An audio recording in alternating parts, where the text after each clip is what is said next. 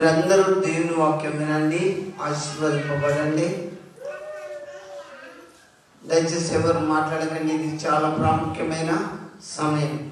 ఈరోజు దేవుని వాక్యంలోకి వెళ్దాం. ఈరోజు గుడ్ ఫ్రైడే అంటే శుభ శుక్రవారం అని అందరికీ తెలుసు. ఎందుకు ఇలా గుడ్ ఫ్రైడే అని పెట్టిండు?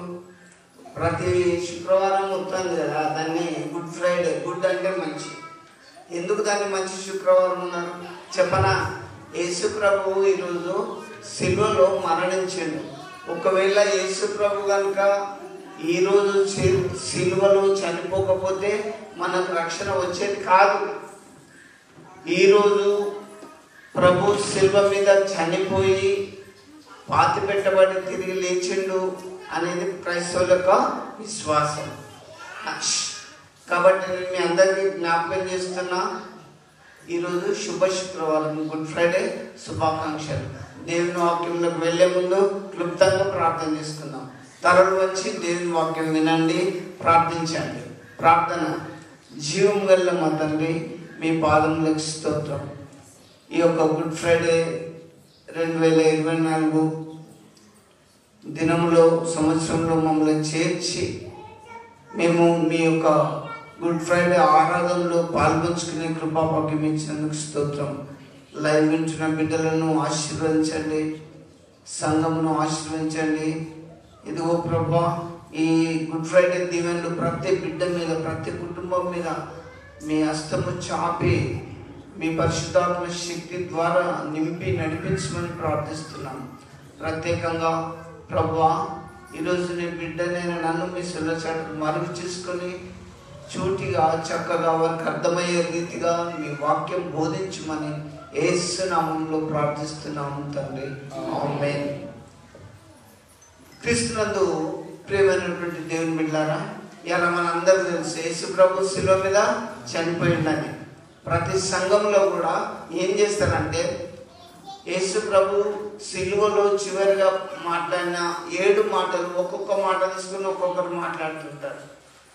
అట్లా మాట్లాడాలని బైబిల్ ఏం లేదు, కానీ ఒకరొక మాట ఎక్స్ప్లెనేషన్ వివరించుకుంటూ చెప్పుకుంటూ ప్రభు ఈ లోకంలో సిలువలో ఏ రీతిగా మాట్లాడిండో ఆ మాటలన్నీ జ్ఞాపకం చేసుకుంటూ భక్తితో, విశ్వాసంతో, ప్రార్థనాపూర్వకంగా ప్రతి సంఘంలో ఉంటుంటారు.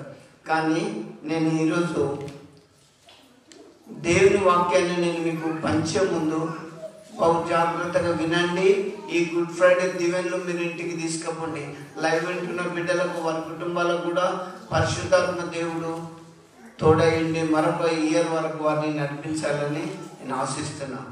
దేవుని వాక్యంలోకి వెళ్ళే ముందు నేను మీకు ఇప్పుడే చెప్పాను, మధ్యాహ్నం మొదలుకొని 3 గంటల వరకు ఆ దేశం అందంతటా చీకటి కమ్మెను. మధ్యాహ్నం మొదలుకొని 3 గంటల వరకు గుడ్ ఫ్రైడే ఆరాధన ఉంటుందని నేను మీకు తెలియజేస్తున్నా. కాబట్టి క్రీస్తునందు ప్రియమైనటువంటి దేవుని బిడ్డలారా, దేవుని వాక్యం వినండి. యేసు ప్రభువు సిలువలో చివరిగా మాట్లాడిన 7 మాటల గురించి ప్రతి సంఘంలో ధ్యానిస్తుంటారు. నేను కూడా మీకు అవి జ్ఞాపకం చేస్తుంటా. కానీ అలా నేను చెప్పే అంశం ఏంటి తెలుసా? యేసు ప్రభు ఏం మోసుకుపోయిండు? సిల్వర్ మోసిండు. నేను అలా చెప్పే అంశం, మీలో ఎవరు సిల్వర్ మోస్తారు? సిల్వర్ మోస్టర్లు కావాలి కదా. వాక్యం చెప్తారు, వచనాలు చెప్తారు, ప్రార్థన చేస్తారు, అంత బాగానే ఉంటుంది. ఫిజికల్గా ఏదన్నా పని చేసేటప్పుడు చాలా తప్పుకుంటారు. ఏంది? అవునా? సిల్వ మోసే, ఆ భారమైన సిల్వ మోసేది ఎవరు? మీలో సిల్వ మోసే వాళ్ళు ఎవరు? మనం సంఘంలో కానుకలు ఇవ్వచ్చు, పాటలు పాడవచ్చు, వాక్యం చెప్పొచ్చు, సాక్ష్యాలు ఇవ్వచ్చు, అన్ని చేయొచ్చు. ఓకే, అది ఆరాధనలో భాగం, మంచిదే. కానీ ఈరోజు గుడ్ ఫ్రైడే రోజు సిల్వను మోసేది ఎవరు? నేను ఒకటి చెప్తా, వింటారా? అలా చెప్పే అంశం బాగా గుర్తుపెట్టుకోండి. మీలో ఎవరు సిల్వను మోస్తారు? ఎవరు మోస్తారు? రోడ్డు మీద జబ్బ మీద సిల్వ పెట్టుకొని ఫోటోకు పోజులు ఇచ్చిన సిల్వను మోసినట్ట? టీవీలలో పడితే సిల్వను మోసినట్ట? కాదు. బైబిల్ ఏం చెప్తుందో దయచేసి లూకాసు వార్త ఒకసారి తీసుకోండి. లూకాసు వార్త 14వ అధ్యాయం 27వ వచనం చూడండి. లూకాసు వార్త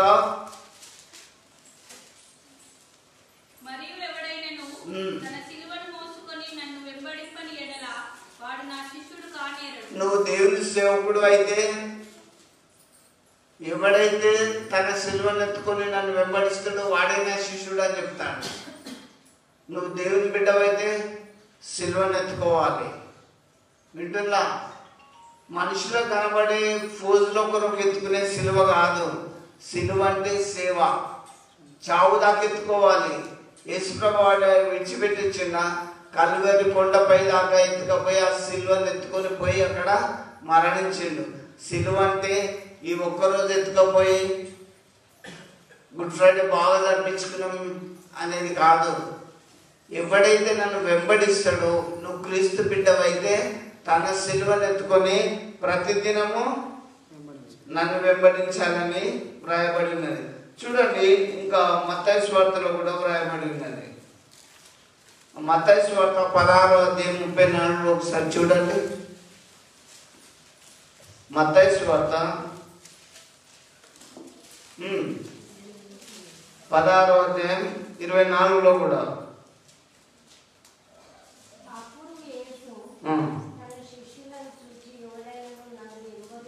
ఎవడైనా యేసుప్రభు ఏం చూసిండు? తన శిష్యులను చూసిండు. శిష్యులను చూసి ఎవడైనా నన్ను వెంబడించాలనుకుంటే తన్ను తాను ఉపేక్షించుకొని తన సిలువను ఎత్తుకొని నన్ను వెంబడించాలి.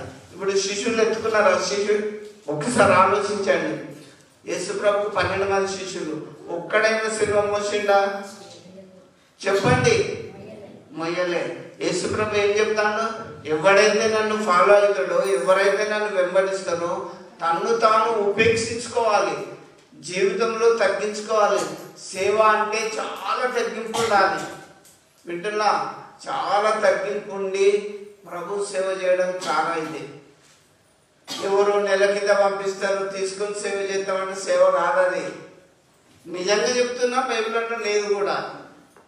ఎవడైతే మనం నన్ను వెంబడిస్తాడో తన్ను తాను తగ్గించుకొని, ఉపేక్షించుకోవడం అంటే తగ్గించుకోవడం. వింటున్నా? తన్ను తాను ఉపేక్షించుకొని తన సిలువను ఎత్తుకొని నన్ను వెంబడించాలి. ఎవరు ఎత్తుకుంటారు సిలువ? 12 మంది శిష్యులలో ఒకరిని ఎత్తుకున్నారా? బాగుపడ్డోళ్ళన్న ఒకరు చేసేయాలని సిలువని మోస్తున్నోడు ఉన్నాడా?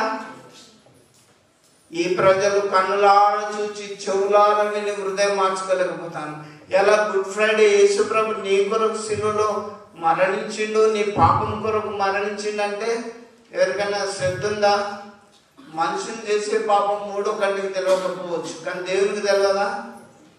ఆ పాపం మార్గాలు పోవాలంటే మెడిసిన్స్, టాబ్లెట్లు వేసుకుంటే పోవు, రోగం వస్తే పోతుంది.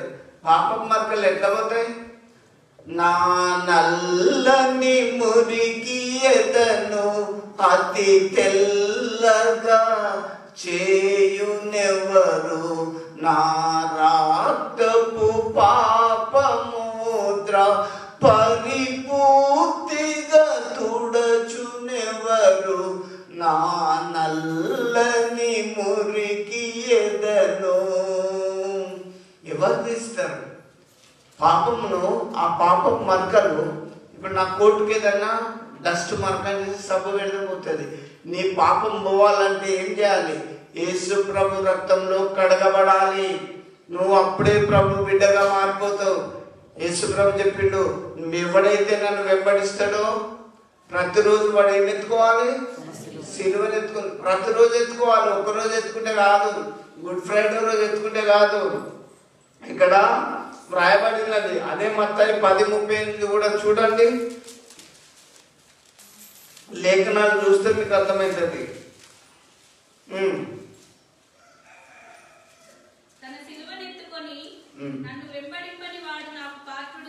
చూడండి, తన సిలువను ఎత్తుకొని నన్ను వెంబడింపని వాడు నాకు. క్రైస్తవ బిడ్డలమైన మనం ఆయన సిలువను మోసే వరంగా ఉండాలి. చర్చి పనులు అంటే నా మీద చేసి రాకండి, దేవుని మీద ఆశతో రావాలి. అవునా? నేను చెప్పడం కాదు, నేను చిన్నప్పటి నుండి కూడా చర్చి పనులు అంటే నేను ఈ రోజు వరకు కూడా చాలా ఇంట్రెస్ట్గా చేస్తాను.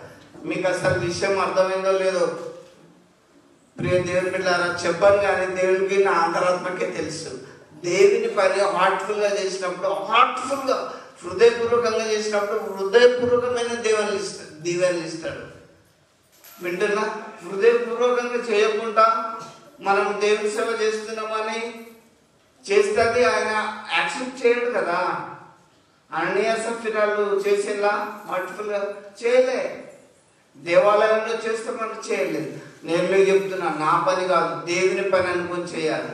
అప్పుడు నేను చెప్పడం కాదు, ఎవడైతే నన్ను వెంబడిస్తాడో ఎట్లా తన సిలువనెత్తుకొని ప్రతిరోజు నన్ను వెంబడించాలి. గుడ్ ఫ్రైడే రోజు ఒక్కరోజు సిలువనెత్తుకుంటే కాదు, వింటల్లో ప్రతిరోజు ఎత్తుకొని ప్రభుని ఫాలో అవుతూ ప్రభుని వెంబడించినప్పుడు నీ జీవితంలో క్షేమం, నెమ్మది, శాంతి, సమాధానం, స్వస్థత వస్తుంది. నువ్వు గుడికి వస్తావు, తాగుతావు. ఈ రోజన్నా గుడ్ ఫ్రైడే రోజు మారరాదు. నీ కొరకే కదా యేసు ప్రభు చచ్చిపోయింది. నీ బుద్ధి, నీ తలంపులు, పాపపు తలంపులు, మనం ఎన్ని యోచిస్తాం, ఎంతమంది మీద కోపం లేదు. ఈ తలంపులు నీ కొరకే కదా యేసు ప్రభు తల మీద ముళ్ళ కిరీటం పెట్టుకున్నది. అవునా కదా? నువ్వు నీ పక్కంతో మాట్లాడవు, సొంతంతో మాట్లాడవు. ఎందుకు? చచ్చిపోతే ఏం తీసుకుపోతావు? నేను మీకు చెప్తున్నా, నన్ను వెంబడించేవాడు తన సిలువను ఎత్తుకొని నన్ను వెంబడించాలి. దేవుని బిడ్డలారా, నేను మీకు ఒకటి చెప్తున్నా, ఆయన మన పాపంలో కొరకే కల్వరి సిలువలో మరణం పొందిండు. మనం చేసిన తప్పుల కొరకు. రెండు కాళ్ళు లేకపోతే ఎక్కడికి పోలేము, ఎవరింట్లో దొంగతనం చేయలేము, ఏవి కూడా తీసుకోలేము. అవునా?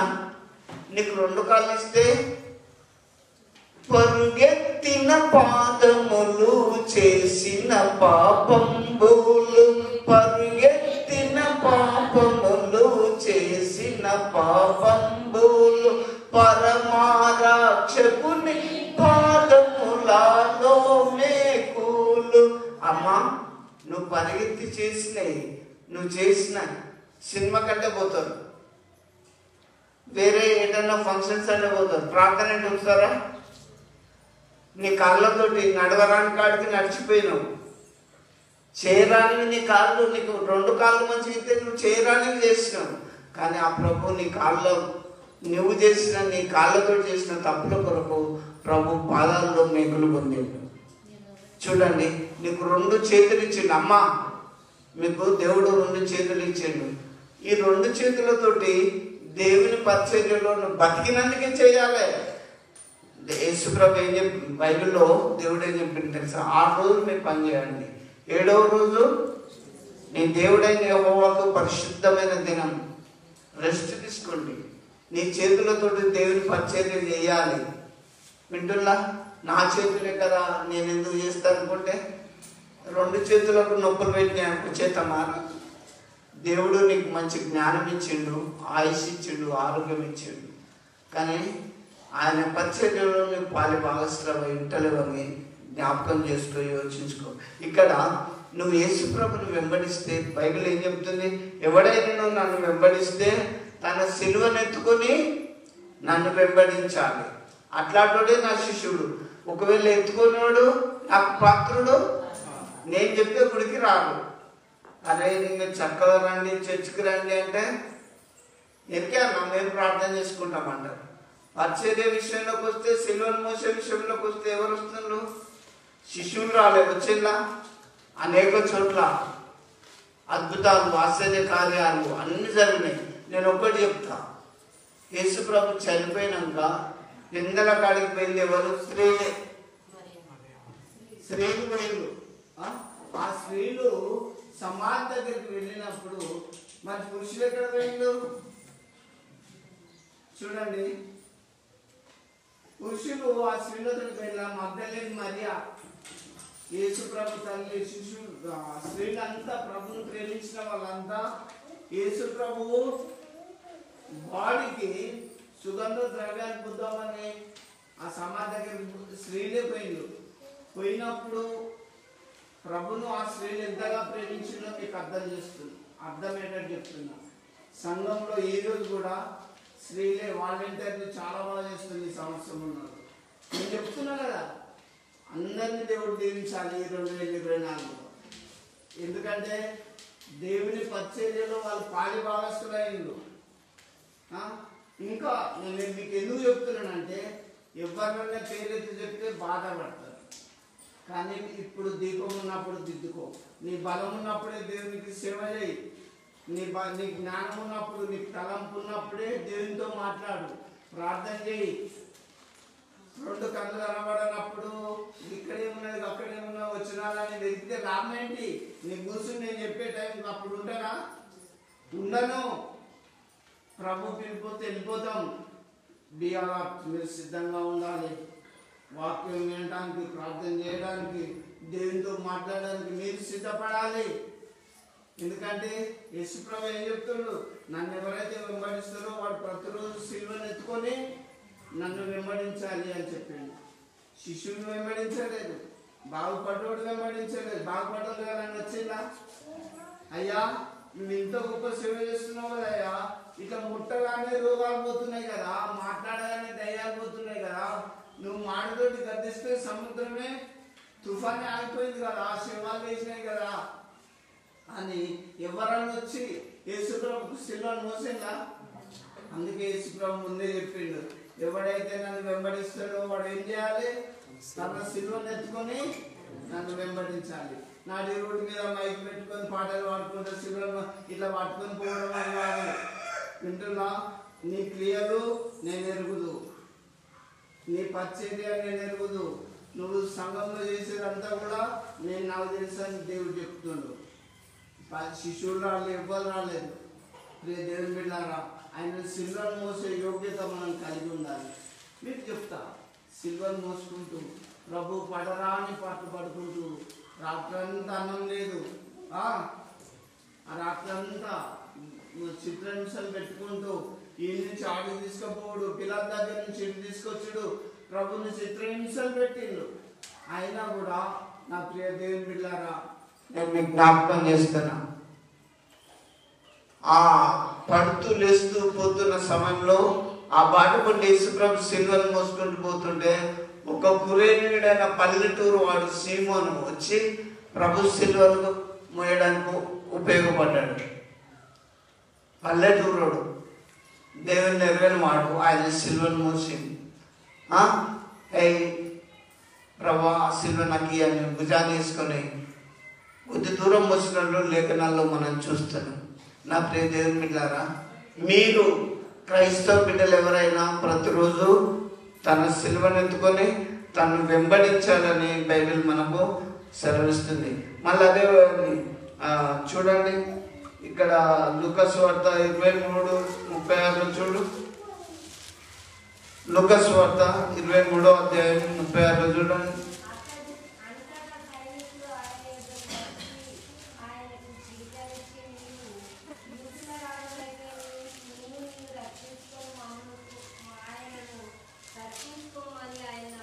చూడండి, ఇక్కడ యేసుప్రభు సిలువను మోయటానికి అతని మీద ఎవరు పెట్టిండ్రు ఆ సిలువను?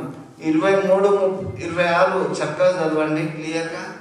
వారు ఆయనను తీసుకొని పోవుచుండగా పల్లెటూరు నుండి వచ్చుచున్న కురేనీయుడైన సీమోనును ఒకరిని పట్టుకొని. చూడండి, యేసుప్రభు సిలువ మోసుకుంటూ పోతుండ్రు.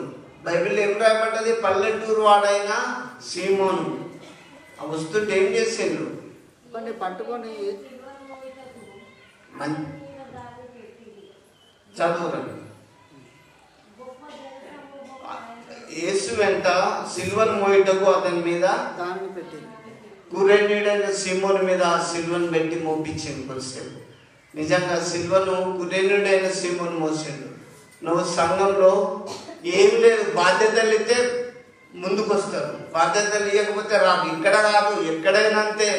మనిషికున్న రోగం హోదా లేకపోతే రాదు. సేవ అంటే బైబిల్ ఏం చెప్తుంది? తను తాను ఉపేక్షించుకొని తన సిలువను ఎత్తుకోవాలి. బాధ్యతలు కాదు. నువ్వు సెక్రటరీ, నువ్వు కార్యదర్శివి, నువ్వు ట్రెజరర్, ఇలాంటి బాధ్యతలు ఇస్తే ముందుకు వచ్చారు. తర్వాత రాజకీయం అయిపోతుంది. వింటున్నా? సంఘం రాజకీయం అయిపోతుంది. అక్కడ పరిశుద్ధాత్మ కార్యాలు ఉండేవి, ఆత్మ కార్యాలు ఉండేవి.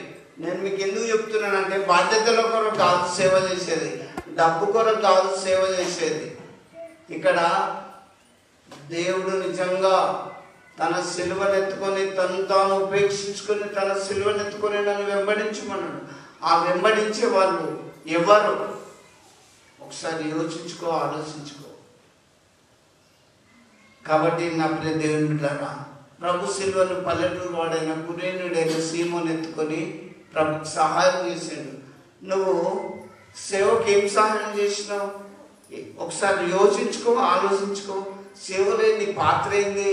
ఈ సంఘంలో నీ యొక్క విలువేంది? దేవుని సేవ పరిచర్యలో ఈరోజు నువ్వు సెలవెత్తుకునే అర్హత నీకు ఉందా లేదా?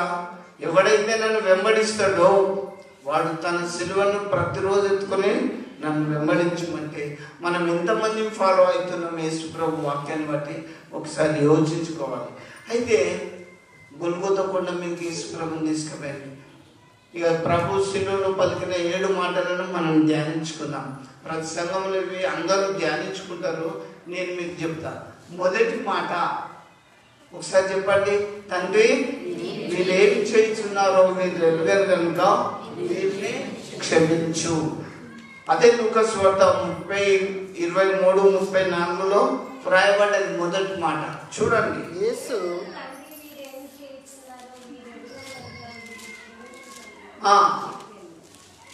దేవుడు శిలువపై, యేసు ప్రభు శిలువ మీద వ్రేలాడుచున్నాడు. వ్రేలాడుకుంటూ చివరిగా ఆయన మాట్లాడిన 7 మాటల్లో మొదటి మాట ఏంటి తెలుసా? తండ్రి, వీరు ఏం చేస్తున్నారు, వీరు ఎరగరు కనుక వీరిని క్షమించు. అక్కడ కూడా మనకు క్లియర్గా వ్రాయబడ్డది. ఏంటిది? క్షమించుమని. తండ్రి, వీరు ఏం చేస్తున్నారు, వీరు ఎరగరు కనుక వీరిని క్షమించుమని ప్రభు శిలువ పైన అందరి కొరకు క్షమాపణ కోరిండు.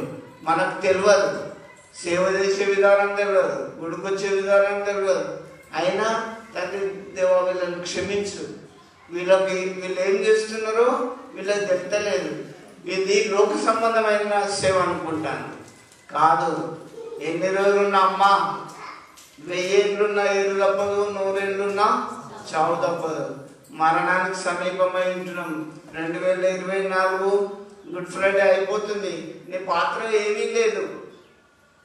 ఒకవేళ నువ్వు క్రీస్తు కొరకు నిజంగా ఆయన శిలువ మోసేది ఉంటే, దేవా మరొక భాగ్యం నాకు ఇవ్వని ఇప్పుడు వేచి దేవుని అడగవలసిందే. నేను మీకు ఒకటి జ్ఞాపకం చేస్తున్న దేవుని బిడ్డలారా, దేవుడైతే అందరినీ క్షమించిండు ఆ శిలువ మీద నుండి. తండ్రి, వీరు ఏం చేస్తున్నారో వీళ్ళకి తెలియదు, దయచేసి వీళ్ళందరినీ క్షమించు అని ఫస్ట్ దేవుడు క్షమాపణ సందేశం. నేను మీకు చెప్తా, గుడికొచ్చే క్రైస్తవులు అన్నదమ్ములే మాట్లాడుకోరు, తల్లితోటి మాట్లాడారు. ఎందుకు ఇదంతా 4 రోజుల బతుకు?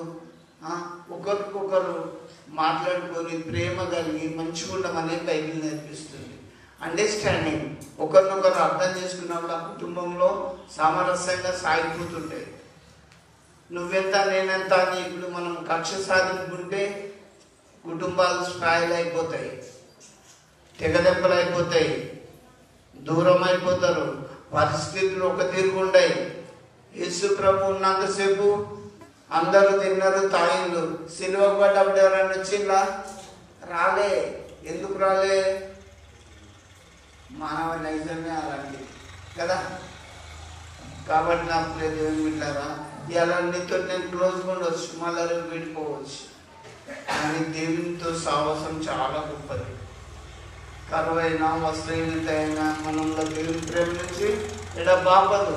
ఇక్కడ తండ్రి, వీరేం చేస్తున్నారు, వీరు ఎరుగరు కనుక వీరిని క్షమించు. వీళ్ళు ఇంకా మాట్లాడుకుంటలేరు, వీళ్ళు ఇంకా ఐక్యమత్యంతో లేరు, వీళ్ళు ఇంకా ప్రార్థన చేస్తలేరు, గుడికి వస్తలేరు.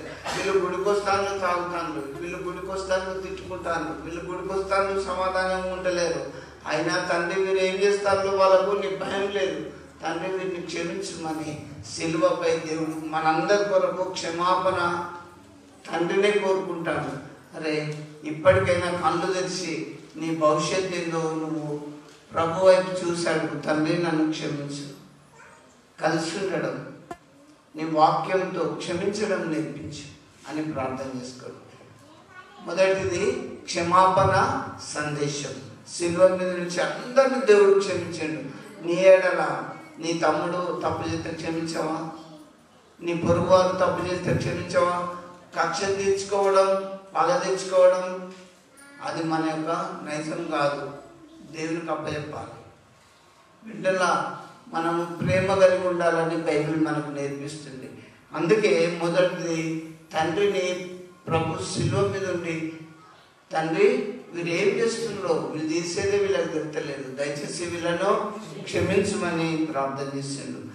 దేవుని బిడ్డలారా, మీరు ఈ మొదటి మాటను బట్టి ఒకరినొకరు క్షమించుకోండి, మంచిగా బ్రతకండి. ఎంతకాలం ఉంటాం? ఇంకా 20-30 ఏళ్ళ మన చాప్టర్లు క్లోజ్ అయిపోతాయి. దేవుడు చెప్పింది కరెక్ట్ అమ్మా. మట్టి అయినది వెనుకటి వల్ల మట్టికి చేరుతుంది, ఆత్మ దయచేసిన దేవుని పోతుంది. ప్రభు శిల్వ మరణం పొందుతాడు, చనిపోలేదా? ఇంకా భూమి మీద మనం వజ్రాలు పోసుకొని బంగారం పెట్టుకొని మెడలు కట్టుకుంటుంటాం అనుకుంటాంగా? నో, ప్రభుని తెలుసుకో, ప్రభుని తెలుసుకో. యేసే నీ రక్షకుడని నమ్ము. తాగుడు, తినుడు, వ్యభిచారం, ద్వేషం ఇలాంటి దుర్మార్గ పనులు చేసి మధ్యలో ఆగం కాకండి. దేవుడు యేసే నిజమైన దేవుడు అని తెలుసుకోమని, దేవుడు మిమ్మల్ని అందరినీ క్షమించాలని, తప్పు మార్గంలో ఏ బిడ్డలైతే పోతుందో దేవుడు మిమ్మల్ని అందరినీ క్షమించి మంచి మార్గంలో నడిపించాలని మీ అందరినీ దేవునికి నేను అప్పగిస్తున్నా. ఇంకా రెండో మాట చూడండి, లూకా సువార్త 23:43.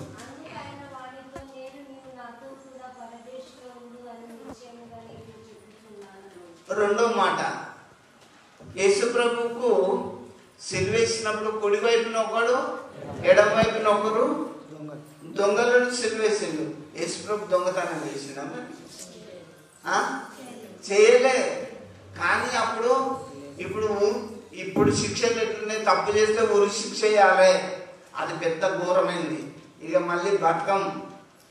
కానీ అప్పుడు ఆ యొక్క రోమా సామ్రాజ్యంలో ఏ తప్పు చేసినా సిలువ కొట్టి చంపాలి, అది పెద్ద నేరం. దొంగతనం చేసింది ఇద్దరు, కుడివైపున ఒకడు. ఇద్దరు దొంగలను యేసుప్రభుని మధ్యలో పెట్టి ఇటవ దొంగను అటవ దొంగను సిలువకి వేసుకొట్టిండు. అయితే ఎడమ వైపున ఉన్నవాడు ఏమంటాను తెలుసా? సిలువ మీదండి, నువ్వు క్రీస్తువు కదా, నిన్ను నువ్వు రక్షించుకో, నన్ను కూడా రక్షించు అంటే. కుడి వైపున ఉన్నవాడు ఏమంటాను తెలుసా? ఒరేయ్, నువ్వు దేవునికి భయపడవా? నువ్వు అదే శిక్షా విధిలో ఉన్నావు కదా.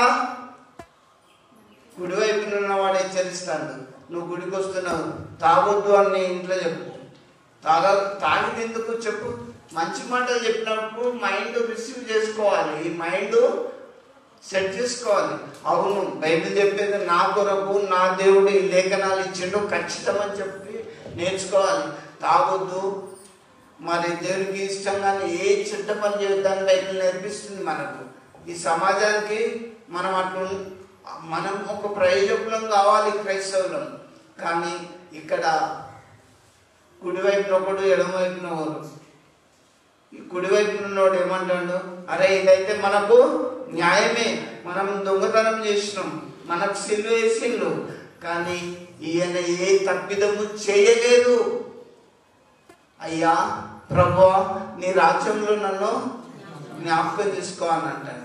వీడేమంటాడు? ఎడమవైపున ఉన్నాడు, నువ్వు క్రీస్తువు కదా, నువ్వు అందరినీ బాగు చేసినావు కదా, నిన్ను నువ్వు రక్షించుకో, నన్ను కూడా రక్షించు. డిమాండ్ ఏందా? డిమాండ్ చూడండి. కొన్నిసార్లు మనము ప్రార్థన చేసేవాడు, దేవా నాకు అది ఇది అడిగే విధానం తెలియాలి. ఒక పెద్ద ఆఫీసర్ దగ్గర పోయి చేతులు కట్టుకొని, అయ్యా సహాయం చేయి, నేను అప్లికేషన్ పెట్టిన నాకు ఇది అంటాను. కానీ ప్రార్థన చేసేటప్పుడు పరమ దేవుడావని తెలిసి కరములెత్తి చాట ఖడ్గమోచి శిరమును వంచి సరిగను వేడిన సుంకరి ప్రార్థన నేర్పుమయా. చూడండి ఎట్లా అడగాలి, అమ్మా నాకు కొద్దిగా సాయం చేయవంటే ఎట్లుంటుంది, ఏందమ్మా ఇతవా చేయవంటే ఎట్లుంటుంది, డిమాండ్ కదా. వీడు సిల్వ శిక్ష పొందుకుంటాడు, ఎడమన్నాడు, వీడు జ్ఞానం లేదు, ఉన్నదా లేదు. నువ్వు క్రీస్తువు కదా, నిన్ను నువ్వు రక్షించుకొని నన్ను రక్షించు. వాడిని రక్షిస్తుంది, రక్షించకపోతుంది, వాని శిక్ష మనకు తెలుస్తలేదా. కుడివైపున ఉన్నవాడు మనమైతే దొంగలం, ఇది మనకు న్యాయమే.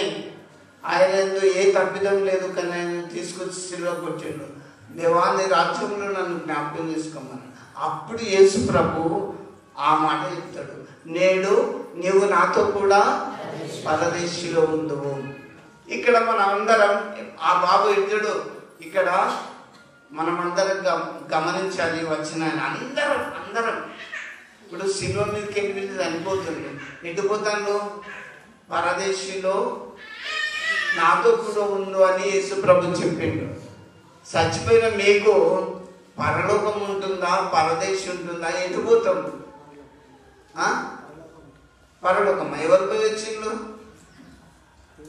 అందుకే లేఖనాలు బాగా తెలుసుకోవాలి. నేను మీకు ఒకటి చెప్పనా, ఇప్పుడు చనిపోతాం, ఊరు బయట పాతి పెట్టబడతాం.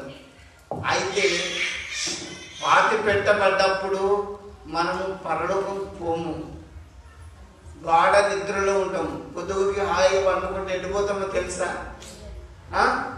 లేచినాకనే మనం మనుషులం, అవునా? లేతేనే మనుషులం. నిద్రపోతే ఎక్కడ ఉంటామో మన ఆత్మ, మన బాడీ ఎక్కడ ఉంటుందో ఏమవుతుందో తెలియదు. ఇక్కడ మీకు లేఖనాలు చూస్తే, ఇప్పుడు నేను మొదలు చదివించింది చూస్తే చూడు, ఆ మత్తయి సువార్తలోనే ముందు చెప్పిన చూడు, మధ్యాహ్నం మొదలుకొని అక్కడ మీకు లేఖనాలు తెలవాలి. చూడండి మత్తయి సువార్తలో చదువు, ఇంకా చదువు, పైకి చదువు, కరెక్ట్. అక్కడి నుంచి చీకటి కమ్మిన మధ్యాహ్నం మొదలుకొని యేసు ప్రభు సిలువకి ఇచ్చినప్పుడు మధ్యాహ్నం మొదలుకొని 3 గంటల వరకు దేశం అంతటా చీకటి అయింది. అయితే చదువు,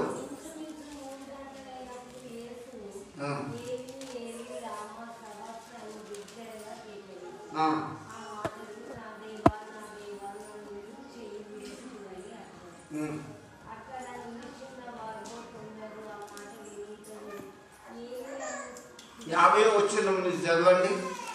యేసు మరలా బిగ్గరగా కేక వేసి ప్రాణం విడిచెను. యేసు ప్రభు బిగ్గరగా కేక వేసి ప్రాణం విడిచినప్పుడు అప్పుడు దేవాలయపు తెర పై నుండి క్రిందికి వరకు, యేసు ప్రభు చనిపోయినప్పుడు దేవాలయంలో ఉన్న తెర పై నుంచి కింది వరకు 2గా చిరిగింది. ఆయన సిలువ మరణం పొందేటప్పుడు భూమి వణికెను, భూమి కూడా గజగజ వణికింది, భూకంపం వచ్చింది, బండలు బద్దలైపోయి 2 చీకలు పాసినాయి, సమాధులు తెరవబడేను. ఇది నేను మీకు చెప్పేది, సమాధులు తెరవబడేను. ఇప్పుడు చనిపోయిన వాళ్ళు ఎక్కడ ఉంటారు? పరలోకంలో ఉంటే నువ్వే చెప్పాలి దానికి ఆన్సర్. నిద్రించిన అనేక మంది పరిశుద్ధుల శరీరములు లేచెను. అందులోకి వెళ్ళి లేచిన సమాధికి వెళ్ళి పరిశుద్ధుల శరీరంలో లేచెను. నేను ఇప్పుడు మీకు అర్థమైందా? చనిపోయిన వాళ్ళు ఎక్కడ గాఢ నిద్రలో ఉంటారు. యేసు ప్రభు చనిపోయినప్పుడు అనేక సమాధులు తెరవబడ్డాయి, పరిశుద్ధుల బాడీ శరీరాలతో లేచినట్లు మనం చూస్తున్నాం, అవునా? ఇక్కడ శిలువలో ఉన్న దొంగ, అయ్యా ఈ రాజ్యంలో నన్ను జ్ఞాపకం చేసుకొని 2వ దొంగ అన్నప్పుడు, నేడు నీవు నాతో కూడా పరదేశిలో ఉండవు. పరదేశిలో ఉండేది ఏంటిది? ఆత్మలు ఉంటాయి. కానీ ఇక్కడ యేసు ప్రభు చనిపోయినప్పుడు అనేకుల బాడీస్ శరీరాలు కూడా సమాధికి వెళ్ళి లేచినాయి. అంటే మళ్ళీ వారు సమాధుల నుండి బయటికి వచ్చి ఆయన లేచిన తర్వాత పరిశుద్ధ పట్టణంలో ప్రవేశించి అనేకులకు అగుపడిరి. అనేకులకు కనబడ్డారు. సమాధిలో ఉన్న వాళ్ళు ఉంటారు కదా, వాళ్ళు ఎప్పుడో చనిపోయి పాతి పెట్టబడి లేచి అనేకులకు పట్టణంలో కనబడి వెళ్ళిపోయింది. అప్పుడు వాళ్ళు పరలోకానికి వెళ్ళిపోతారు. నేను మీకు చెప్తున్నా, చనిపోయిన వారు ఎక్కడ ఉంటారు అంటే గాఢ నిద్రలో ఉంటారు. అర్థమైందా? యేసు ప్రభువు ఏమన్నాడు ఆ శిలువలో ఉన్న దొంగతోటి, నేడు నీవు నాతో కూడా పరదేశంలో ఉంటావు. పరదేశంలో ఉండేటి ఆత్మలు ఉంటాయి. వింటున్నా? ఇప్పుడు మాత్రం మన వాళ్ళు చనిపోయినప్పుడు డీప్ స్లీప్, గాఢ నిద్రలో ఉంటాం అనేది మీరు గుర్తుపట్టుకోవాలి. అయితే నేను నీవు నాతో కూడా పరదేశంలో ఉంటామని దొంగకు అభయం ఇచ్చిండు. మరి యేసు ప్రభువుకు మీరు అందరూ ఒకసారి ఆలోచించండి. అమ్మ, ఈ దొంగ బ్యాప్టిజం పొందలేదు, పొందిండా? సిలువలో దేవుని తెలుసుకున్నాడు. సిలువలో దేవుణ్ణి తెలుసుకున్నాడు. తెలుసుకున్నప్పుడు మరి పరలోకం దొరికింది. ఇప్పటికైనా నువ్వు దేవుణ్ణి తెలుసుకో. నమ్మి బ్యాప్టిజం పొందిన వాడే రక్షింపబడతాడు, నమ్మని వానికి శిక్ష విధింపబడతాయి. గుడికి వచ్చినప్పుడు గుణం మారాలి, బుద్ధి మారాలి, ప్రవర్తన మారాలి, అంతా మారాలి. భక్తిగా పరిశుద్ధుల గుంపులో మీరు ఉండాలి. పరిశుద్ధుల గుంపులో ఉన్నప్పుడే మనం ఎత్తబడతాం. వింటున్నా? ఏం లేదమ్మా, సగం ఆయుష్, సగం కాలం అయిపోయింది, ఇంకా కొద్ది కాలం అయితే ప్రభు మహిమలో ప్రవేశిస్తాం. మీకు పరలోక రాజ్యం కావాలని నేను మీకు చెప్తున్నా. నరకంలో వాళ్ళ ధనవంతుడు ఏమంటాడు? నా గురించి అయ్యో ఇట్లా నరకం ఉంటుందని నాకు తెలియదు, ఒకసారి నీ పక్కనున్న లాజరుని పంపమంటే ఏమంటాడు? నా గురించి చెప్పేవారు భూమి మీద చాలా మంది ఉన్నారు. వాళ్ళ మాట వింటే దేవుడు వచ్చి మీకు చెప్పాడు, నేను మీకు చెప్తున్నా. దీపం ఉన్నప్పుడు దిద్దుకోండి. ఈ యొక్క గుడ్ ఫ్రైడే రోజు నీ బుద్ధి మార్చుకో, నీ గుణం మార్చుకో, నీ భక్తి మార్చుకో, నీ విశ్వాసం మార్చుకో. ప్రార్థనలో, పట్టుదలలో, విశ్వాసంలో, వాక్యంలో, అన్నిట్లో దయచేసి ఎదగండి. రెండు చెప్పినాయి. ఫస్ట్, అందరినీ క్షమించేను, నిన్ను కూడా క్షమిస్తాడు. రెండోది, ఆ సిలువలో ఉన్న ఒక్క దొంగకే పరదేశం ఇచ్చాడు. ఎందుకు? వాడు ఒక్కడే మార్మల్స్ పొందిండు. ఇంకోటి మార్మల్స్ పొందిండా? ఎప్పుడు కూడా డిమాండ్ మనలో పోతుంది. దేవుని విషయంలో డిమాండ్ అనేది ఎప్పుడు పనిచేయదు. వింటున్నా? తగ్గించుకున్నాడు. ఇంకోటి మూడోది, యోహాను సువార్త 19వ అధ్యాయం 26 చూడండి.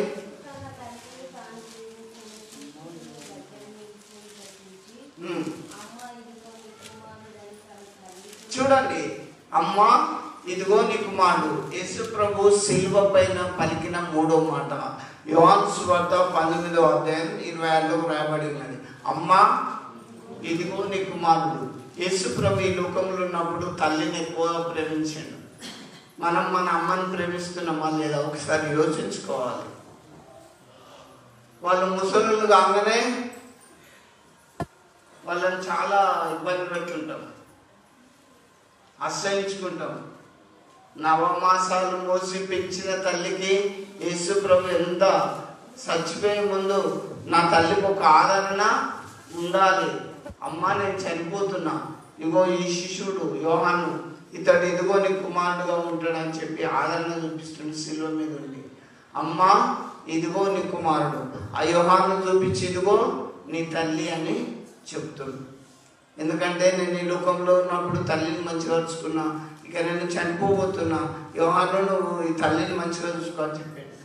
దేవుని బిడ్డలారా, క్రైస్తవ దేవుని బిడ్డలారా, బైబిల్ ఏం చెప్తుంది? నీ తల్లిని తండ్రిని సన్మానించుము, అప్పుడు దీర్ఘాయుష్మంతుడమైతావు, భూమి మీద దేవుడు మిమ్మల్ని దీవిస్తాడు. వాళ్ళు పెద్ద మనుషులు కాగానే, తల్లిదండ్రులు పెద్ద మనిషి కాగానే అరే కొద్దిగా నీళ్ళు బిడ్డ అంటే కూడా నీళ్ళు ఇయ్యారు. బిడ్డ ఆకలి అవుతుందంటే అన్నం పెట్టారు. బిడ్డ నన్ను అవతల తీసుకుపో అంటే తీసుకుపోరు. ఏంటి? ఇదేనా నేర్చుకున్నది క్రైస్తవ్యంలో? బైబిల్ మొదటి చెప్తుంది తల్లిదండ్రులను, వాళ్ళు పెద్ద మనుషులు. కొంతమంది తల్లిదండ్రులు రోగం మీద ఉండి బెడ్ సిక్ అయినప్పుడు అరుచుకోరు. బైబిల్ అట్లా చెప్తలేదు. సిలువలో యేసు ప్రభు చచ్చిపోతూ కూడా తల్లి అమ్మ ఇదిగో నీ కుమారుడు అని ఆదరణ చూపించిండు. మరి ఇప్పుడు బ్రతుకుచున్న మనం మన తల్లిదండ్రులని మంచిగా అరుచుకోవాలి. వాళ్ళు వృద్ధాప్యంలో ఉన్నప్పుడు వాళ్ళు చిన్నప్పుడు మనల్ని ఎత్తుకొని ఆడిపించుకుంటూ, గోరుముద్దలు తెప్పించుకుంటూ జోలపాట పాడుకుంటూ పెంచలేదా? ఇవాళ ఉద్యోగం రాగానే, హోదా పెరగానే, తల్లిని తండ్రిని ముసలు కాగానే పక్కకు చూస్తే దేవుడు యాక్సెప్ట్ చేయడు. నేను మీరు చెప్తున్నా, గుడికొచ్చే వాళ్ళు ఎవరైనా తల్లిదండ్రులను ప్రేమించండి. తల్లిదండ్రులు వృద్ధాప్యంలో ఉన్నప్పుడు వాళ్ళను కసుక్కోకండి. వాళ్ళు పెద్ద మనసు ఉత్తనే ఎగిరిపోతుంది. వాళ్ళని మనం అనుకో తొందరగా కుంగిపోతారు. మనం చిన్నగా ఉన్నప్పుడు ఎట్లా ఆడిపించిందో మనం వాళ్ళను ముసలోళ్ళు అయినాక చిన్నపిల్లల్లాగా ఆడిపించాల్సిందే. ఆ బాధ్యత ప్రతి ఒక్కరు తీసుకోవాలి. బిడ్డ, అమ్మ నీకు ఇది కావాలి, అది కావాలి, అది కావాలి, ఏం కావాలి, నాన్న నీకు ఏం కావాలి చెప్పన్నట్టు వాళ్ళని ఆడిపించుకుంటుండాలి, సంతోషపరచుకుంటుండాలి. కానీ వాళ్ళ హృదయాన్ని గాయం చేయొద్దు. వింటున్నా దేవుని బిడ్డలారా, సిలువలో యేసు ప్రభు మనకు చూపించిన తల్లి ప్రేమ మీరందరూ మర్చిపోవద్దు. ఈ గుడ్ ఫ్రైడే రోజు వింటున్నా, ఎవ్వరు కూడా దయచేసి మర్చిపోకండి. క్రైస్తవ బిడ్డలు ఎవరైనా తల్లి ప్రేమను తండ్రి ప్రేమను మర్చిపోద్దని మరొకసారి గుర్తు చేస్తున్నా, షార్ట్గా చెప్తున్నా. ఇంకా మత్తయి సువార్త 27:45 నుంచి 46 చూడండి.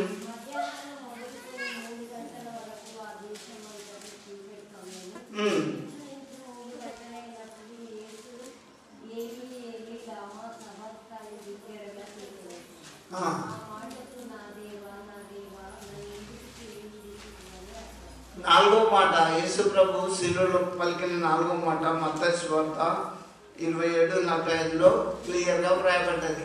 నా దేవా నా దేవా నా చెయ్యేందుకు విడిచితివి. చూడండి, నేను మీకు ఒక్కటి చెప్తా. పాపకు 4, తాతకు 3, నీకు 2. ఏంటి? తాతకు కట్టి ఉంటుంది, పాప కంపడుతుంటుంది, 4 ఉంటాయి, మనకు 2 కాళ్ళు ఉంటాయి. ఇవన్నీ మనకు భూమి మీద ఆధారం, అవునా? కానీ చనిపోయే ముందు నీకు ఆధారం ఏంది? దేవుడే. ఆయన ఒక ఆధారం. నా దేవా నా దేవా నా చెయ్యేందుకు విడిచితివి. ఒక గుడ్డోని చేయబట్టుకొని తీసుకపోతే గుడ్డోనికి ఆదరణ. ఎందుకంటావా? గుడ్డోనికి ఆదరణ. ఇట్లా అట్లా బాటి ఇట్లా తీసుకపోతే చేయించిపెట్టినామనుకో వాడు నడవగలడా? లోకంలో కూడా దేవుడు మీ చేయి నా చేయి విడిచినప్పుడు మన బ్రతికే వ్యర్థం, మన కుటుంబమే వ్యర్థం. అందుకే దేవా నా చేయి నువ్వు ఎప్పుడు కూడా విడిచిపెట్టాను. చిన్నపిల్లలను తండ్రి చేయబట్టుకుని ఎంత క్షేమంగా నడిపిస్తాడు. ఈ లోకయాత్రలో దేవుడు మనల్ని నిజంగా నడిపించినప్పుడు ఏ తెగులు గుడారము, ఏ రోగము నిన్ను ఆవరించదు, ఏ మరణం నిన్ను ఆవరించదు. ఒకవేళ దేవుణ్ణి మర్చిపోయినప్పుడు, దేవుణ్ణి విడిచిపోయినప్పుడే కష్టాలు శ్రమలు వస్తాయి. ఈ విషయాన్ని గమనించుకోండి. అందుకే నేను మీకు ఒకటి జ్ఞాపకం చేస్తా. కీర్తనలు 37:33 చదవండి ఒకసారి. కీర్తనల గ్రంథం 37:33 ఒకసారి చూడండి.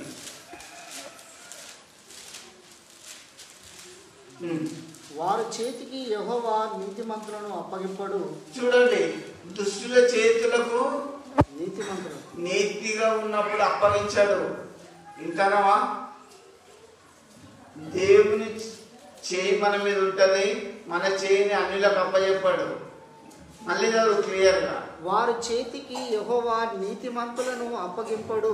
దుష్టుల చేతికి దేవుడు మనల్ని అప్పగించాడు, మరణానికి అప్పగించాడు, రోగానికి అప్పగించాడు.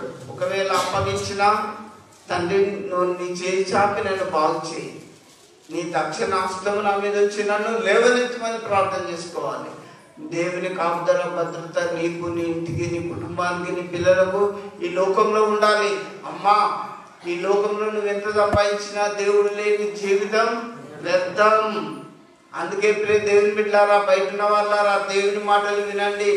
ఈ గుడ్ ఫ్రైడే రోజు మీ ఆత్మను దేవుని చేతికి అప్పగించుకోండి, నీ కుటుంబాన్ని దేవుని చేతికి అప్పగించుకో. ఎందుకంటే దేవునికి అప్పగించుకున్నప్పుడు ఏ తెగులుని గుడారమో సమీపించదు. ఆయన చేతిలో మనం ఉన్నప్పుడు ఏ భయం ఉండదు. దేవుని చేతిలో మనం ఉన్నప్పుడు దిగులు ఉండదు. ఎందుకంటే నా దేవుడు నన్ను పట్టుకొని నడిపిస్తాడు. అందుకే మనం ఏం పాడతాం? నీ చేతితో నన్ను పట్టుకో, నీ చిత్తంతో నీ చేతితో నన్ను పట్టుకో, నీ చిత్తంతో నన్ను నడుపు. శిల్పి చేతిలో శిలను నేను అనుక్షణము నన్ను చెక్కుము. శిల్పి చేతిలో శిలను నేను అనుక్షణము నన్ను చెక్కుము. నీ చేతితో నన్ను పట్టుకో, నీ చిత్తంతో నన్ను నడుపు. చాలు. నాలుగో మాట, నా దేవా నా దేవా నా చెయ్యి ఎందుకు ఇస్తుంది. ఆయన పట్టుకున్నప్పుడు ఈ లోకంలో మనం ఎక్కడైనా పోయి రాగలుగుతాం. ఎర్ర సముద్రం అడ్డు రాని, అపాయం నీకు వెంటొచ్చినా ఏం భయం లేదు. ఎందుకు తెలుసా? నీ చేయి దేవుడు పట్టుకుంటాడు కాబట్టి. గాఢంధకారపు లోయలో నేను సంచరించిన ఈ అపాయములకు భయపడదు. దేవుని బిడ్డలారా, మన ఆత్మను దేవునికి అప్పచెప్దాం. ఆయన పట్టుకొని ఈ లోకంలో మీ కుటుంబాలను, మీ పిల్లలను, సంఘాన్ని, లైవ్ వింటున్న బిడ్డలను ఈ నాలుగవ మాటను బట్టి మన ఆత్మను దేవునికి కూడా సమర్పణ చేసుకుందాం. ఎందుకంటే మన చేయి ఒకవేళ దేవుడు విడిచిపెట్టిపోతే ఈ లోకంలో ఆగమైపోతాం. కాబట్టి దేవా తండ్రి, నీ చేతికి నా ఆత్మను అప్పగించుకొచ్చున్నానని ప్రార్థన చేసుకోవాలి. దేవుడే చేసిండు కదా, మరి మీ ఆత్మల కొరకు మీరు చేయకపోతే ఎట్లా? ఒకసారి ఆలోచించండి. నా ఆత్మనైతే, నా కుటుంబాన్ని అయితే నా దేవుని చేతికి సమర్పిస్తున్నా. ఈ సంఘానికి వస్తున్న బిడ్డలను, వారి కుటుంబాలను కూడా, లైవ్ వింటున్న బిడ్డలను కూడా దేవుని చేతికి నేను అప్పగిస్తున్నా. ఆయన రాకడ పర్యంత వరకు దేవుడు మిమ్మల్ని క్షేమంగా నడిపించాలని నేను ఆశిస్తున్నా. ఇంకో 5వ మాట, దయచేసి బైబిల్ వారు చూడండి. 5వ మాట యోహాను సువార్త 19వ అధ్యాయం 28-29 వచ్చిన. 5వ మాట, దప్పికొనుచున్నాను అంటే ఏంది? మీకు అర్థమయ్యే రీతిగా దూపవుతారు. అవునా? సింపుల్గా చెప్పాలంటే దాహం అవుతుంది, నేను దప్పికొనుచున్నాను. అమ్మ, భోజనం లేకుండానైనా ఉండొచ్చు, కానీ నీళ్ళు లేకుంటుంటామా? ఉండలేము కదా. నీళ్లు లేకుండా ఒక వారం రోజులు ఉండొచ్చామా? బ్రతకొచ్చు, తర్వాత చనిపోతాం. నేను నా జీవితంలో నీళ్లు లేక చాలా దప్పికంటే ఏందో నాకు అప్పుడు అర్థమైంది. హాస్పిటల్లో నన్ను వేసినప్పుడు నీళ్లు తాగనియరు, గ్లూకోజులు పెట్టారు. 2 రోజులు శుక్రవారం పోతే శనివారం లేదు, ఆదివారం లేదు. నాలుకకు అప్పుడు పిలిచగట్టుకపోయింది. అప్పుడు నాకు అర్థమైపోయింది. కొన్ని నీళ్ళన్న పోయండి, నాలుక తడపండి అని కూడా ఏడ్చిన. ఇవ్వలేదు డాక్టర్స్, వద్దు ఇవ్వమని చెప్పి. నా పక్కన ఉన్న వాళ్ళకి మొత్తుకున్న వాళ్ళక్కడ తెచ్చిపోతా. అప్పుడు నాకు నిజంగా దేవుడు ఎంత దప్పిగా ఉన్నాడో నాకు అర్థమైంది. అంతవరకు నాకు అర్థం కాలేదు. చల్లటి నీళ్ళు ఎండలో పోసి తాగినామంటే లీటర్ తాగేస్తాం ఒకసారి, అది వేరు. కానీ 3 రోజులు దప్పిగా నీళ్ళు లేక చాలా అలమటించిన నా బాడీ. నేను మీకు చెప్తున్నా, నేను దప్పిగా కూర్చున్నా.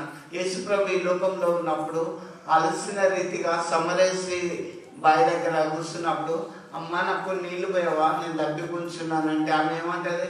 కొన్ని చేరిపోతే అయిపోవు, నువ్వు సమరేయుడు, నువ్వు యూదుడవు, నేను సమరేయుడు, నీకు మాకు సంగత్యం లేదని కుల భేదం తీసింది. అరే కొన్ని నీళ్ళు పోయి అమ్మ దప్పికైతుందంటే, నువ్వేమో యూదుడవు, నేను సమరేయుని, మాకు నీకు సంగత్యం ఎక్కడిది లేదు, పోయామన్నాడు. అమ్మ నేను అడిగేటోళ్ళు ఎవరో నీకు తెలిస్తే నీకు జీవజీవాలు ఇస్తాడంటే, అయ్యా నువ్వు ప్రవక్త అనుకుంటాను అన్నది, అయ్యా నువ్వు మెసేజ్ అనుకుంటాను అన్నది, తర్వాత నువ్వు క్రీస్తువు కదా అన్నది.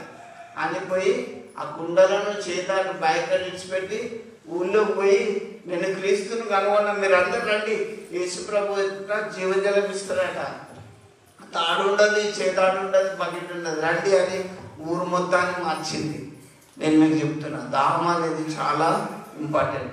ఆరోగ్యంగా ఉన్న మనిషి కనీసం 3 నుంచి 5 లీటర్ల మధ్య తాగితే చాలా యాక్టివ్గా ఉంటారు.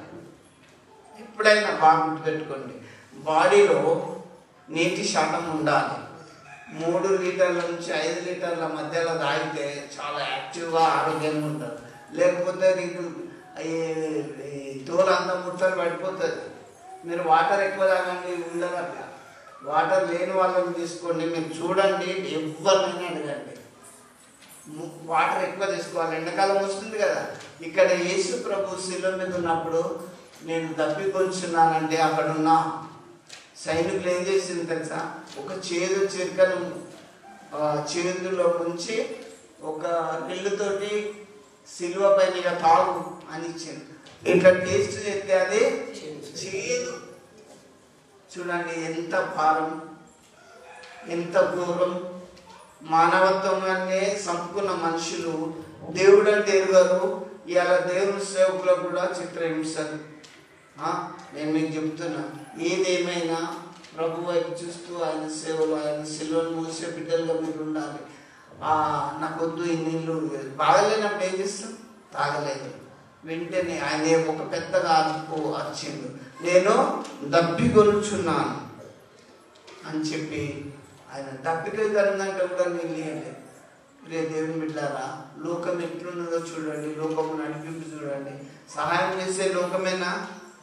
చిత్రహింసలు పెట్టి, కొరడా దెబ్బలు కొట్టి, మొయ్యలేని సిలువను మోపించి దప్పికైతుందన్నా కూడా నీళ్ళు ఇయ్యలేదు. నా ప్రియ దేవుని బిడ్డారా, క్రైస్తవ బిడ్డలమైన మనకి లోకంలో శ్రమలు, కష్టాలు వస్తాయి, రోగాలు వస్తాయి, బాధలు వస్తాయి. అయినా దేవుని వైపు చూస్తూ జీవితయాత్రలో సాగిపోతూ ఉండాలి. ఇప్పుడు ఎన్ని మాటలు చెప్పినా? 5. 5వ మాట ఏంటిది? దప్పికొనుచున్నాను. నీళ్ళు లేనిది అన్నం లేకుంటుంటాం.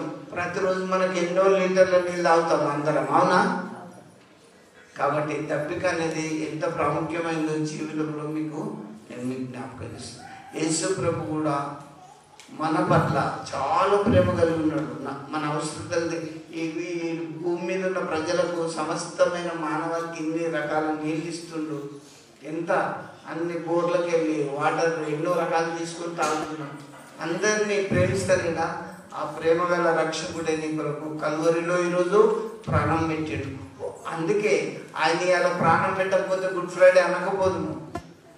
ఆయన నీ కొరకు మరణించి ఈరోజు 3 రోజులకు తిరిగి లేస్తాడు. కాబట్టి ఆయన మృత్యుంజుడై మరలా మనల్ని రక్షించిండు. ఇంకో 6వ మాటకి వెళ్దాం, దయచేసి తీసుకోండి. యోహాను సువార్తలోని 19:30 చూడండి.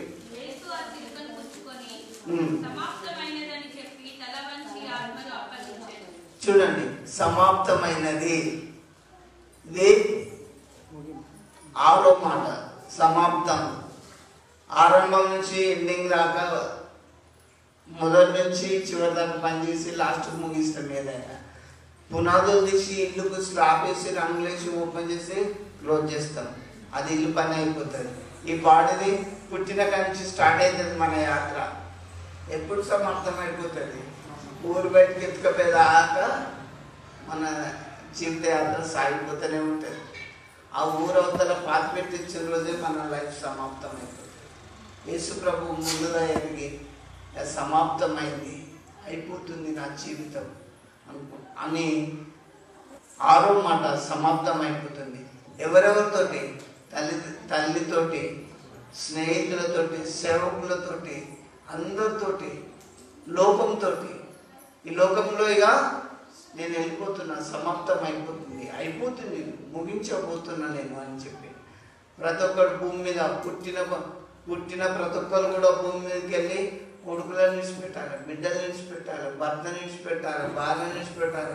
ఒకరినొకరు విడిచిపెట్టి సమాప్తం చేసుకొని మనము ప్రయాణం చేసేది ఉన్నది. అందుకే నువ్వు సమాప్తం కాకముందే ప్రభుని తెలుసుకో. నువ్వు నీ కుటుంబంలో నీ భర్త, పిల్లలు, భార్య అందరు ఉన్నప్పుడే యేసు ప్రభుని తెలుసుకో. మీరు ఒక్కరు వచ్చి తక్కిన వాళ్ళు రాకపోతే, వాళ్ళు ముగించిపోతే వాళ్ళకి రక్షణ మార్గం ఎవరు చెప్తారు? సమాప్తమయ్యే రోజు ఉన్నదని గుర్తు చేసుకొని ప్రభుని నమ్ముకొని మళ్ళీ వచ్చే గుడ్ ఫ్రైడే లోపైన నీ భర్తను తీసుకొని రా, నీ పిల్లలను తీసుకొని రా, ఈ మంచి మార్గంలో ఉన్నాడు. దేవునికి సమీపంగా దగ్గరగా ఉండి ఆశీర్వదింపబడండి. ఇంకా 7వ మాట దయచేసి ఒకసారి తీసుకోండి. లూకా సువార్త 23:46 చూడండి.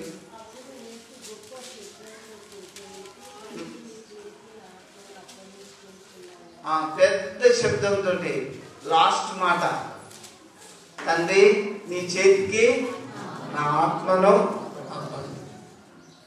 లాస్ట్ అయిపోయింది. 7వ మాట, తండ్రి గొప్ప శబ్దంతో కేక వేసింది. నేను కొంతమంది చనిపోయినప్పుడు చూసిన, కొంతమంది మౌనంగా చనిపోతారు, కొంతమంది అలసి చనిపోతారు, రకరకాలుగా చనిపోతారు. కానీ యేసుప్రభు ఒక విచిత్రమైన సావి చెప్పనా, కొట్టి చనిపోయింది, సిల్వకేసి కొట్టి చనిపోయింది. పక్కలో బల్లెం పోటు, కాళ్ళల్లో మేకులు, చేతుల్లో మేకులు, తల మీద ముళ్ళ కిరీటం. ఎన్ని దెబ్బలు? 33 కొరడ దెబ్బలు. అవన్నీ పెట్టి చిత్రహింసలు పెట్టి సిల్వకేసి కొట్టినా కూడా లాస్ట్కు తండ్రిని పిలిచిండు. మనము ఏదైనా బాధ అయినప్పుడు అయ్యో దేవుడా అంటాం, అనమా? దేవుడే గుర్తొస్తాడు. బాగా గుర్తుపెట్టుకుంది.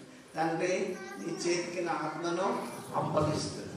మనం ఒకరోజు తండ్రికి ఆత్మను అప్పగించాలి.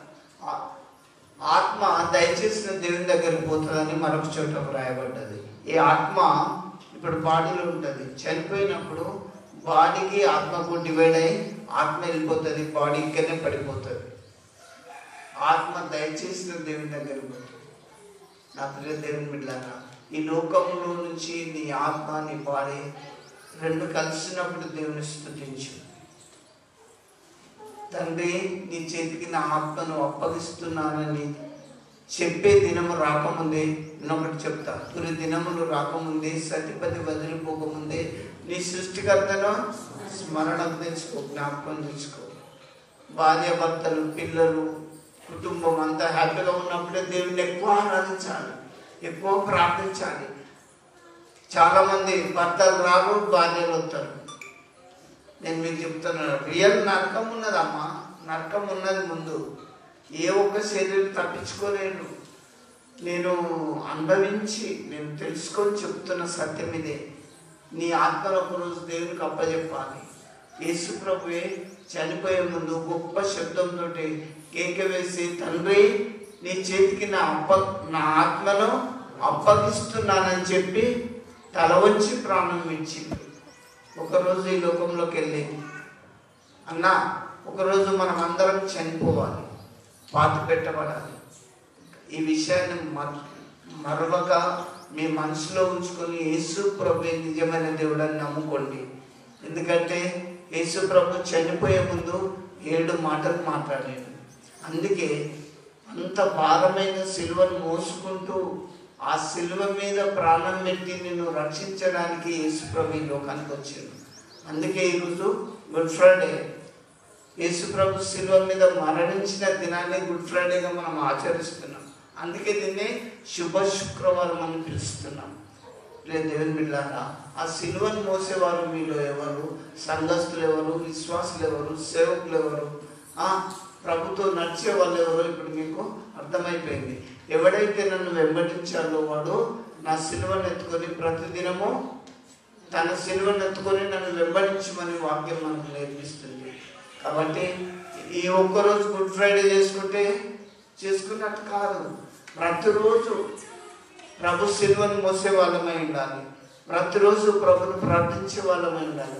ప్రతిరోజు బైబిల్ చదివే వాళ్ళమై ఉండాలి.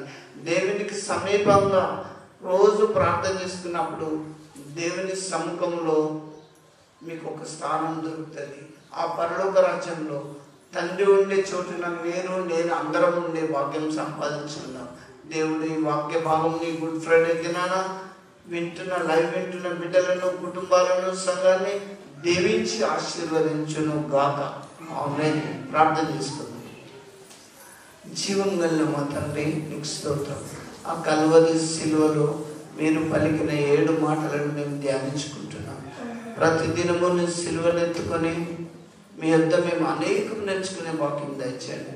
ఈ శుభ శుక్రవార సమయంలో బిడ్డలందరినీ దీవించండి. వృద్ధాప్యంలో ఉంటున్న అమ్మను దీవించండి. మరొక భాగ్యం దయచేయండి. మా చిన్న కుటుంబాన్ని, మా చిన్న సంఘాన్ని, నా సహోదరులను, ఈ గ్రామాన్ని, మా మండలాన్ని, రాష్ట్రాన్ని అందరినీ జ్ఞాపకం చేసుకో. లైవ్ వింటున్న బిడ్డలను, వారి కుటుంబాలను దీవించండి, ఆశ్రయించండి.